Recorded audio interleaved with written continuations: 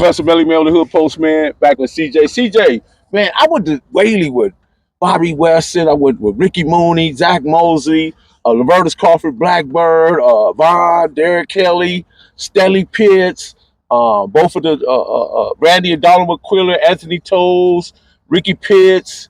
I went with Killer, man.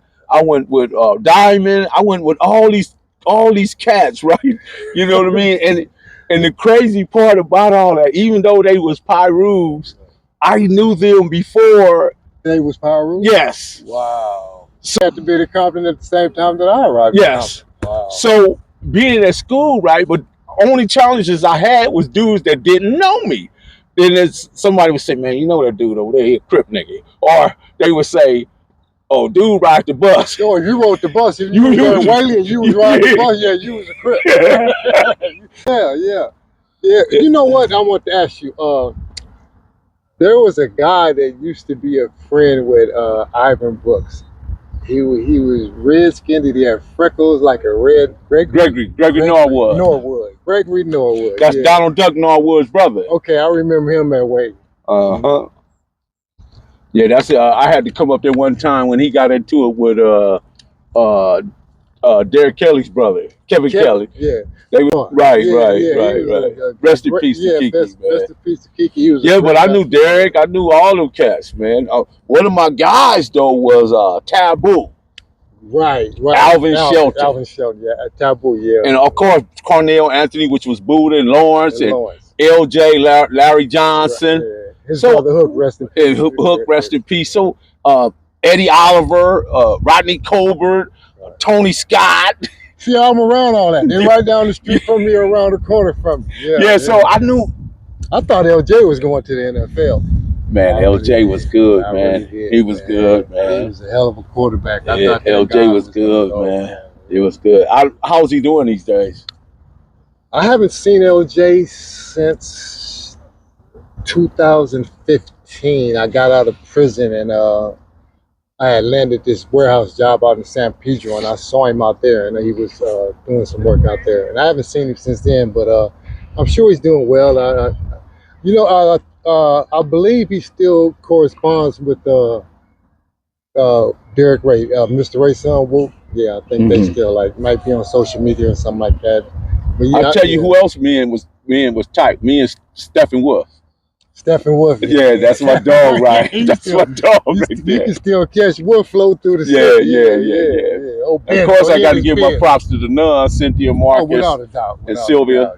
Give my props to them, man. Shout out to them. So let's get into some death row, man. When did death row? Were you ever even a part of the security, or did you have any handling in death row, or did Suge ask you to be a part of it? I didn't have no involvement with death row until I was got out of prison in 1997. Okay, and what was that for you when you got in there? When I came home in 1997, I went to death row. Pac was just murdered the year before, and Suge was incarcerated. And so when I got to death row, it was just like it was empty. It felt empty to me. Like, it didn't. I could once imagine like how lively it probably was. It was. It wasn't. It was. It wasn't probably. It was. It was the most talented record label ever. Right. So I know in the confinements of the building, they had great times inside of that building on West Street in San City.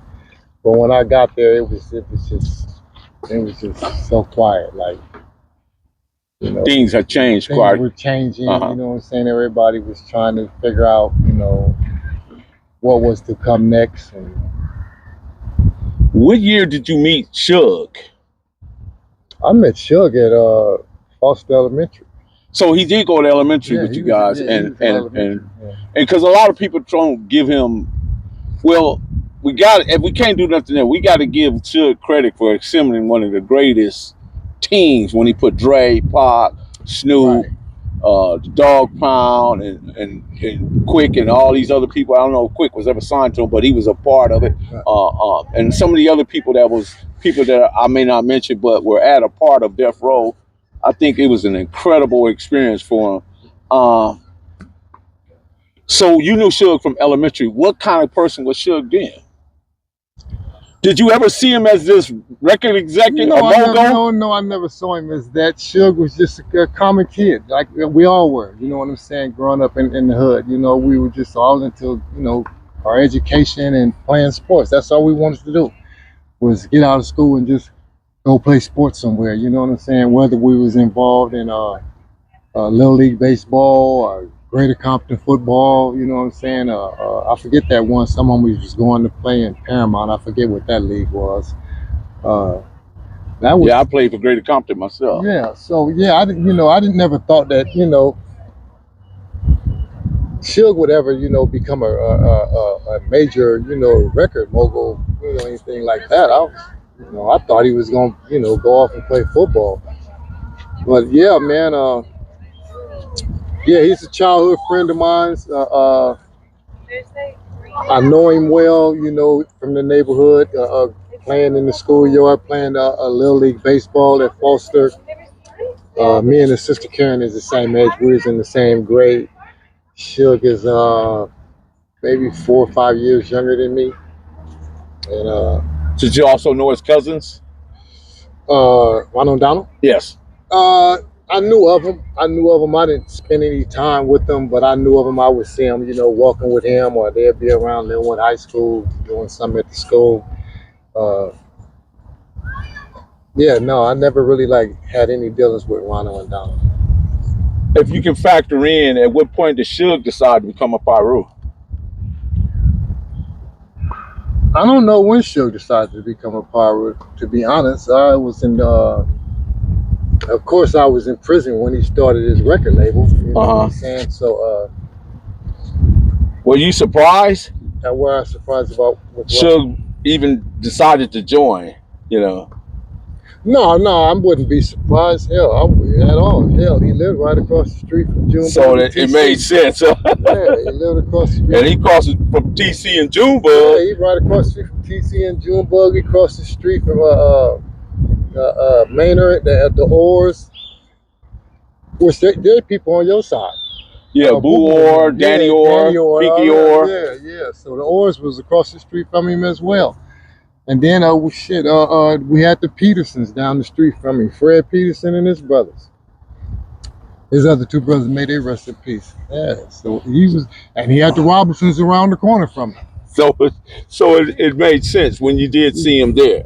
When I saw him representing my Pyro, it made sense. I was like, hey, you know what I'm saying? He's home. You know, he's home. That's cool, man. So you say 97, it was kind of like a shell of itself. So who was running it then? When I got there in 97, I believe Norris,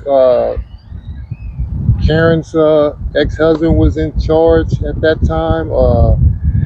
It was a guy named Roy, I believe Roy Tesfaye or something like that. He was there, and then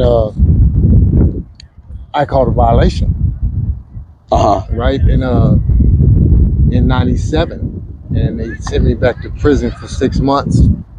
And I came back home, and when I came back home, well, prior to me coming back home, I was calling the office from prison, and then I was being made aware of the fact that who was getting fired and all this, right? So I was like, oh, he's firing everybody. So when I came back, that's when Reggie Wright was there. Okay.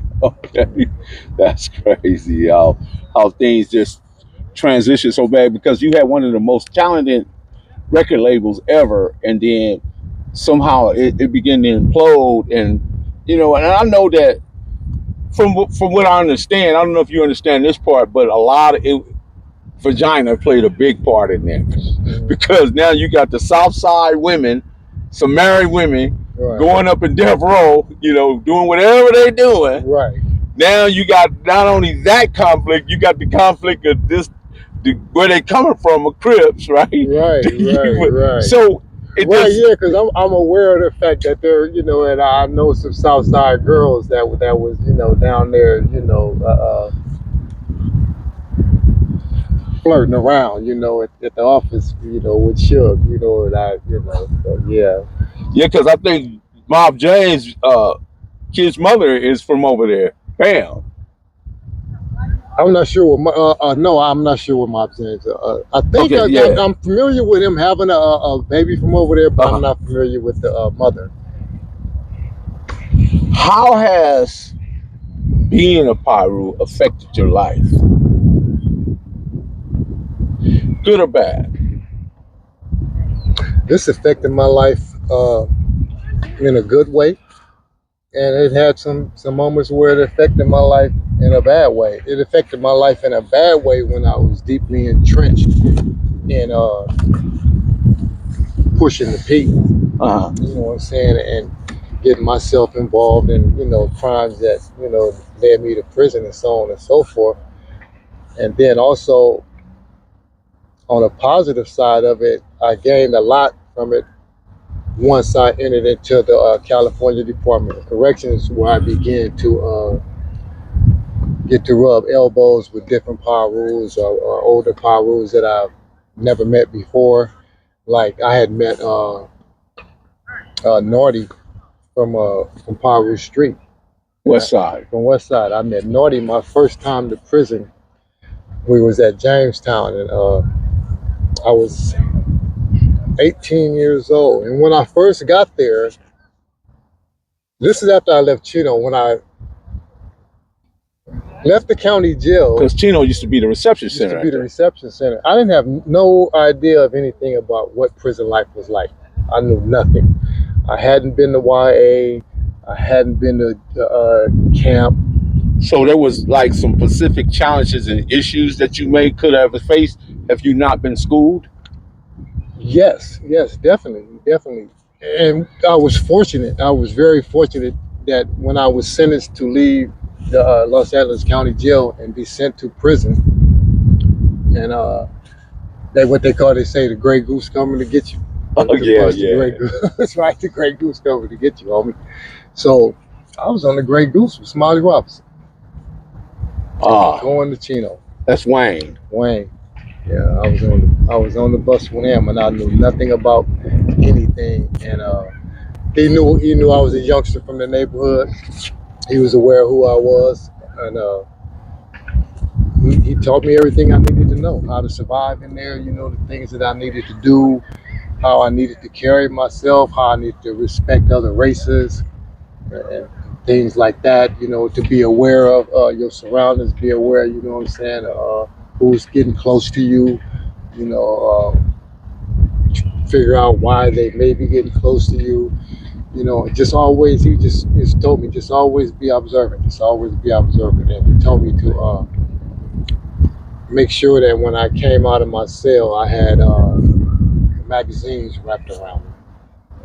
We say wrap magazines, 5 magazines, wrap them around you. You just find your tape.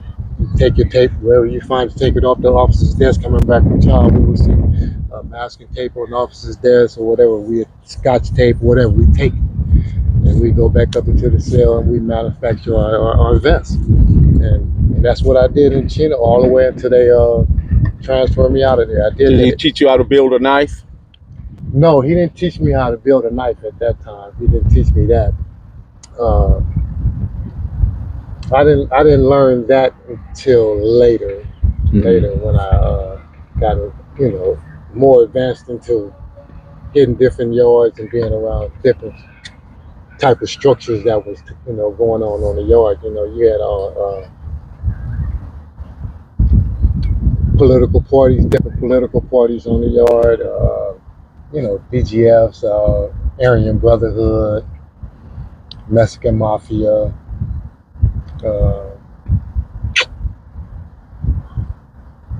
Yeah, it was just Mexican Mafia's there because I remember the Fresno Bulldogs, which are Bulldogs now. They used to be with Northern.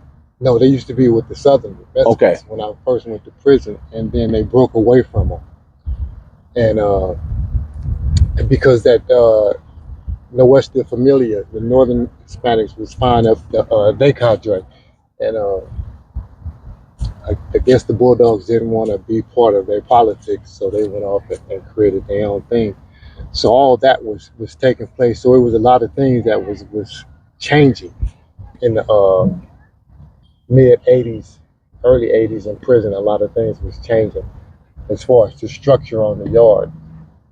Then you 83, I believe it was like 83. That's we started like our political parties. The BLs and the UBNs that fired up in like around 83. 83. Yeah, early 83. Okay, we're gonna lock the door right there and come back with the BLs and what is it, BL and UBNs. UBNs. Lock the door. Got a dollar sign, Hub City. I'm a street nigga, streets fuck with me. I'ma keep pushing products to the feds get me. It's guap off top, diamond Cartier. That nigga wall won't give a broke bitch the time of day. They see me climbing, they see me shining. That's hard work, proof of grinding. New money got me tipping in that 550. I lead bad man and I'm so pretty. I got that tech with me, that's my hater sprayer. Go big, grind now, nigga, play later. What can